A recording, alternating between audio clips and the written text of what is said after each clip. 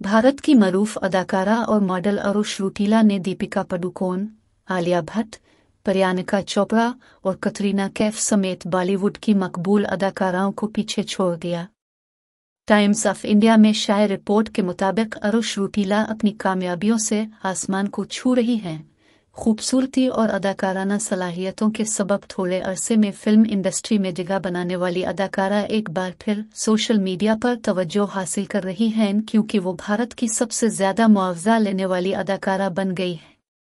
बताया जा रहा है कि अरुष रौटेला तेलुगु फिल्म साजबोयापत्ती सरीनू और अदाकार राम पोथिनी की आने वाली फिल्म में एक नाकाबिल यकीन आइटम नंबर परफॉर्म करेंगी, जो इस साल के आखिर में रिलीज होने वाली है। रिपोर्ट में बताया गया है कि अदाकारा ने अपनी 3 मिनट की परफॉर्मेंस के लिए 3 करोड़ रुपए का मुतालबा किया है।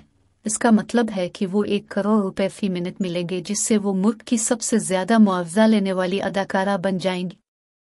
अब तक किसी भी अदाकारा को सिर्फ 1 मिनट की परफॉर्मेंस के लिए इतनी बड़ी रकम अदा नहीं की गई। इससे कबल अरुष साउथ इंडियन फिल्म में किए जाने वाले आइटम नंबर के 2 करोड़ रुपए वसूल कर चुकी हैं। अरुष रौटेला ने Bollywood debut film Singh Sahib the great से किया था, जिसमें अदाकार सनी देओल थे। बाद अज़ां वो इस सनम रे, ग्रेट ग्रैंड मस्ती, हेट स्टोरी 4 और पागलपिंती जैसी कई काबिल जिक्र फिल्मों में नजर आए।